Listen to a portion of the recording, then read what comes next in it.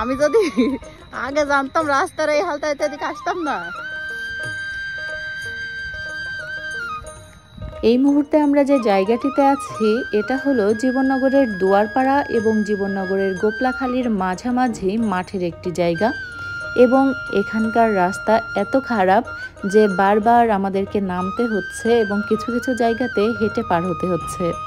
বিশেষ একজনের কাছ থেকে তথ্য পেয়েছিলাম যে এই জায়গাটিতে প্রাচীন কিছু নিদর্শন আছে, পুরাতন কিছু জমিদার বাড়ির অংশ আছে, তো যেটা দেখার জন্য আমাদের অনেক কষ্ট করে এই জায়গাটিতে আসা।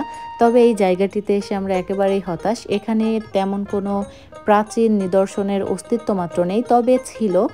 বছরখানি আগে এলেও হয়তো কিছু চিহ্ন আমরা দেখতে পেতাম, কিন্তু এই মুহূর্তে আর নেই, আর আমাদের কিছু করারও নেই। এই মুহূর্তে আমরা যে জায়গাটিতে আছি এটা হলো জীবননগরের শ্মশান। এটা ভেবেই অবাক লাগছে যে জীবননগর থেকে যারা সনাতন ধর্মাবলম্বী আছে তাদের কেউ মারা গেলে তারা এত দূর পথ পায়ে হেঁটে কিভাবে আসে। আর রাস্তার কথা যদি বলি, খুবই খারাপ অবস্থা। গোপলাখালীর মানুষ কিভাবে জীবননগর থেকে এখানে যাওয়া আসা করে এটা ভেবেও অনেকটাই অবাক হলাম।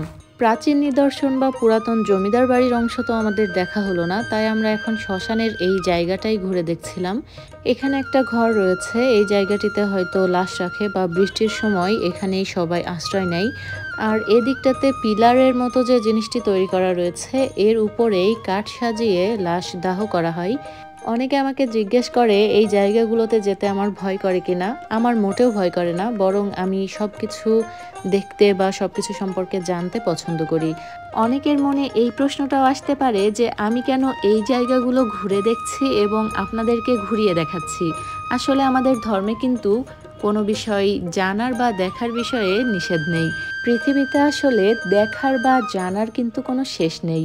আমরা যত দেখব, যত জানব, ততই কিন্তু আমরা ভুল এবং সঠিকের পার্থক্যটা বুঝব।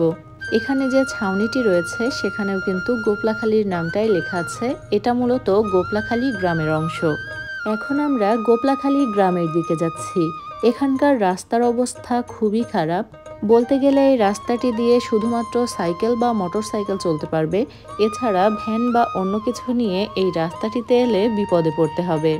আর এই যে নদী দেখতে পাচ্ছেন এটা কিন্তু আমাদের জীবননগরের সেই ভৈরব নদ। আর এটা হলো ভৈরব নদের উপর অবস্থিত গোপলাখালী গ্রামের ছোট্ট একটি ব্রিজ। যাই হোক, এই ব্রিজটি দেখানোর সাথে সাথে আজকের ভিডিওটি এখানেই শেষ করছি। আবারও ফিরে আসবো নতুন কোনো ভিডিও নিয়ে। সে পর্যন্ত আমাদের সাথেই থাকবেন। এতক্ষণ যারা আমার ভিডিওটি দেখছিলেন সবাইকে অনেক ধন্যবাদ।